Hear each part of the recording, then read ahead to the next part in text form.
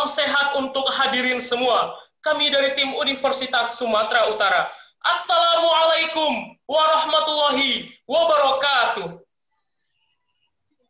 Perkenalkan, saya Rizky Salman Rian sebagai pembicara pertama. Perkenalkan, saya Muhammad Dimas sebagai pembicara kedua.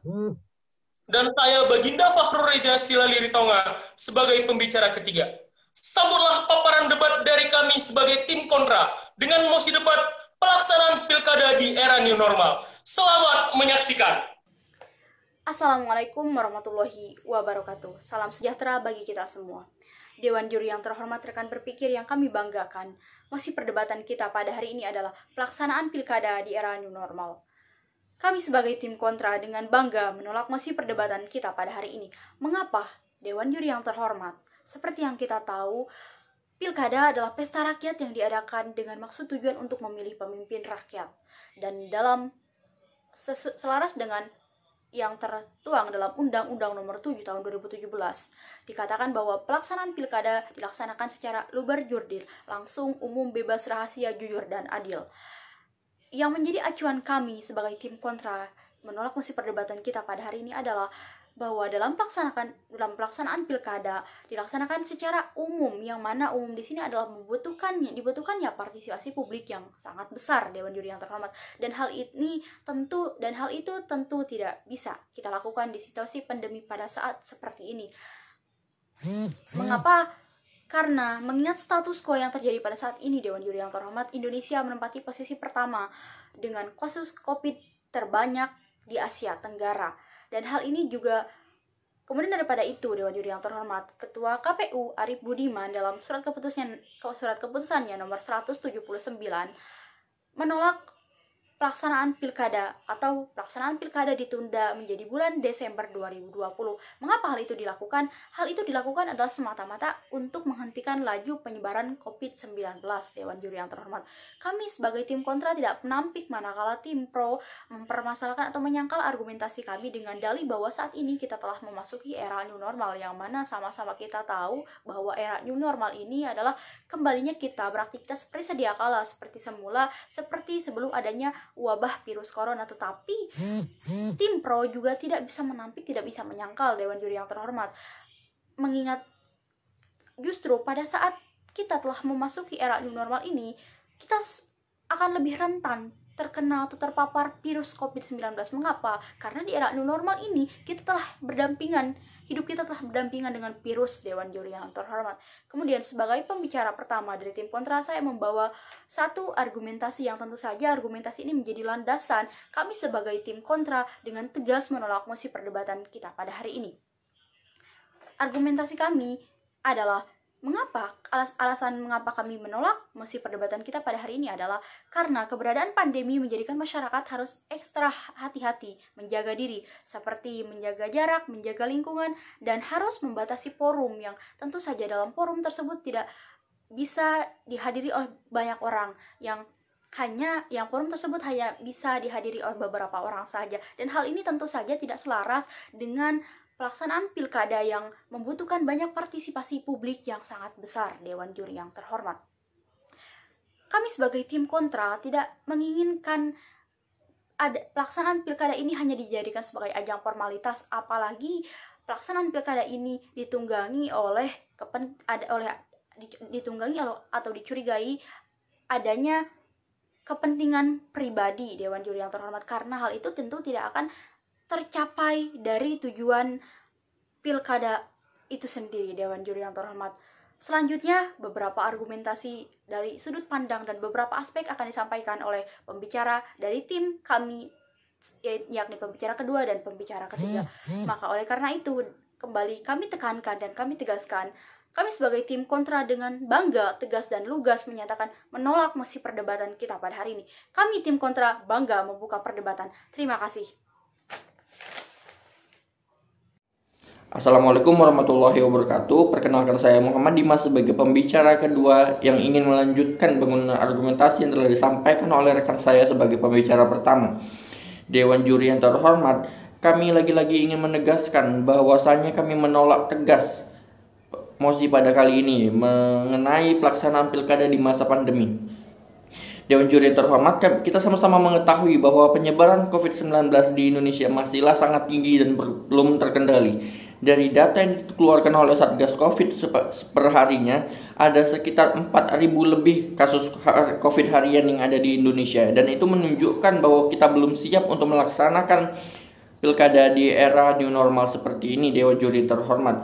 Kita bisa melihat bahwa banyak pelanggaran-pelanggaran yang dilakukan oleh masyarakat maupun para pendukung dari pasangan calon kepala daerah. Contohnya saja, Bawaslu sendiri telah mencatat sekitar 264 kasus dugaan pelanggaran yang dilakukan oleh pendukung maupun pasangan calon kepala daerah pada saat melakukan pendaftaran ke KPU, yaitu melakukan iring-iringan kampanye dan sebagainya.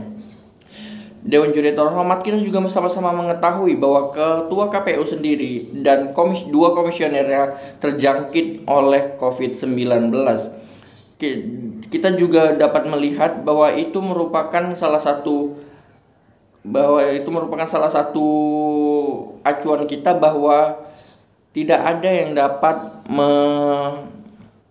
menangkal penyebaran COVID-19 ini, Dewan Juri terhormat, sehingga kami mau pelaksanaan pilkada di masa era new normal ini ditunda, Dewan Juri terhormat. Pemerintah memberikan statement bahwa kita harus tetap melaksanakan pilkada seperti yang dilakukan Amerika Serikat. Kita dihimpun dari data European CDC bahwa di Amerika Serikat sendiri mengalami peningkatan kasus penyebaran COVID-19 ketika telah melakukan masa kampanye dua calon presidennya, Dewan Juri terhormat. Padahal kita sama-sama mengetahui bahwa sebelumnya Amerika Serikat sendiri telah mengalami tren penurunan kasus COVID-19 ketika memasuki masa kampanye dua presidennya. COVID-19 di Amerika Serikat sendiri kembali menaik, Dewan Juri terhormat. Padahal juga mereka telah menawarkan ataupun melakukan pencegahan dengan cara memilih lewat via pos yang telah diikuti lebih dari 4 juta warga Amerika Serikat, dan juga dapat melakukan early vote atau dapat memilih sebelum hari H pemilihan suara, Dewan Juri terhormat. Tetapi semua itu telah dilakukan sebagai pencegahan dan tidak memiliki hasil yang jelas, Dewan Juri terhormat. Nihil ataupun gagal yang dilakukan Amerika Serikat. Dan ada juga pengalaman yang dilakukan oleh negara tetangga kita, negara Malaysia, yang melaksanakan pemilihan legislatif di daerah Sabah. Dan seminggu setelah pemilihan itu dilakukan, terjadi juga ledakan kasus penyebaran COVID-19 di daerah Sabah, yang juga berdampak ke daerah-daerah lainnya seperti Petaling, Kuala Lumpur, dan Putrajaya, Dewan Juri yang terhormat. Dan otoritas negara Malaysia sendiri melakukan lockdown kepada daerah-daerah yang tadi saya sebutkan, dan kita dapat melihat bahwa ternyata sangat besar dampak yang ditimbulkan akibat adanya pemilihan ini, Dewan Juri yang terhormat. Itu menjadikan pelajaran bagi kita untuk tidak mengulangi kesalahan yang sama oleh negara lain dan terjadi kepada negara kita. Lagi-lagi, dan saya ingin mengatakan pemerintah sangat takut tidak adanya regenerasi kekuasaan ataupun kekosongan kekuasaan yang terjadi di dalamnya. Padahal kita sudah sama-sama mengetahui di dalam PP nomor 12 2018 sudah jelas kekosongan kekuasaan di kepala daerah dapat diangkat PLT yang ditunjuk oleh DPRD melalui sidang paripurna, dan ini memiliki legitimasi yang jelas sehingga tidak ada kekhawatiran yang ditakutkan lagi untuk adanya kekosongan kekuasaan di dalam pemerintahan daerah, Dewan Juri yang terhormat. Yang mungkin itu saja yang dapat saya sampaikan. Argumentasi yang akan kami berikan akan dilanjutkan oleh rekan saya sebagai pembicara ketiga. Saya akhiri. Assalamualaikum warahmatullahi wabarakatuh. Lex prospicit non res vicit. Hukum melihat ke depan, bukan melihat ke belakang.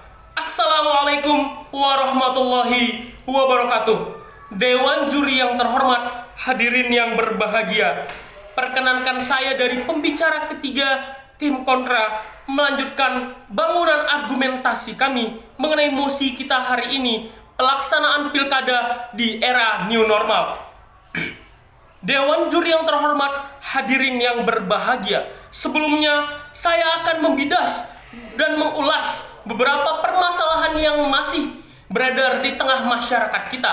Beragam pertanyaan yang masih perlu dijawab tegas oleh pemerintah. Pertama, masyarakat masih bertanya-tanya, pilkada yang bagaimana yang pemerintah tawarkan kepada masyarakat di saat ini masih dalam kondisi yang non stabil atau era new normal. Maka dari itu, kalau ini masih belum juga bisa terselesaikan atau sosialisasinya masih belum masif, maka hendaklah kita laksanakan penundaan pilkada agar lebih mengkondusifkan lagi dan menstabilkan lagi kondisi saat ini, sehingga setelah nanti terkendali kita bisa melaksanakan yang namanya pilkada serentak. Yang kedua, masyarakat masih bertanya-tanya mengenai kesimpang siuran berita hoax mengenai COVID-19, dan ini lagi-lagi pemerintah masih belum ada upaya pelurusan berita terkait hoax COVID-19. Di sana sini masih ada masyarakat yang melanggar dan melakukan pelanggaran terkait protokol kesehatan COVID-19. Yang ketiga, kondisi masyarakat kita hari ini masih dalam krisis multidimensional, krisis ekonomi, krisis budaya, krisis sosial. Dan baru-baru ini juga kita mendengar adanya pengesahan undang-undang baru antara DPR bersama Presiden. Dan ini menyebabkan bertambahnya kegaduhan dan kericuhan di Republik ini. Berangkat dari 3 permasalahan yang masih beredar di masyarakat, kami dari tim kontra setidaknya membawa 3 argumentasi mempertegas dan sekaligus menutup pemaparan perdebatan hari ini. 3 argumentasi tersebut adalah: pertama, hendaklah sebagai pemerintah harus mengedepankan sisi kemanusiaan dibanding sisi kekuasaannya. Karena lagi-lagi kekuasaan hanya sifatnya sementara yang bisa ditunda. Paling lama seorang gubernur, wali kota, bupati menjabat paling lama 10 tahun. Dan ini masih bisa dilaksanakan penundaan sesuai konstitusi kita yang telah dipaparkan oleh pembicara-pembicara sebelumnya. Kedua, masih banyak hal-hal yang urgen yang harus diselesaikan pemerintah terkait ekonomi, kemudian kestabilan pangan, dan permasalahan-permasalahan pendidikan. Dan ini harus perlu adanya percepatan. Dan ini lagi-lagi harus menjadi garda terdepan yang harus diselesaikan pemerintah dibanding mempersiapkan pilkada. Lagi pula Mendagri Bapak Tito Karnavian sudah mengatakan bahwanya pilkades ditunda. Tetapi mengapa pilkada tidak bisa ditunda? Liga 1 ditunda. Mengapa pilkada tidak bisa ditunda? Pembelajaran jarak jauh, mengapa pilkada tidak bisa dilakukan inovasi baru untuk menyesuaikan diri di era new normal? Banyak sekali hal-hal yang bisa dilaksanakan, tapi lagi-lagi pemerintah menutup mata untuk melaksanakannya. Yang terakhir adalah kami sebagai tim kontra memandang bahwasanya ketika pilkada 2020 ini dilaksanakan akan mencederai proses berdemokrasi di Republik ini, di mana demokrasi kita adalah demokrasi Pancasila. Dan ini lagi-lagi akan mencederai karena menurut lembaga survei Indonesia, angka golput akan tinggi ketika pilkada dilaksanakan di era new normal bulan Desember nanti. Dan money politik juga tinggi karena cenderung para pasangan-pasangan calon mencoba untuk memberikan sejumput rupiah kepada masyarakat karena melihat kondisi masyarakat yang sangat-sangat membutuhkan uang tersebut. Maka dari itu, kami dengan mantap, lugas menolak pelaksanaan pilkada di era new normal dari paparan-paparan yang telah kami sebutkan sebelumnya. Dan kami lagi-lagi mengatakan bangga menutup mosi perdebatan kita hari ini sebagai tim kontra. Sekian, wassalamualaikum warahmatullahi wabarakatuh.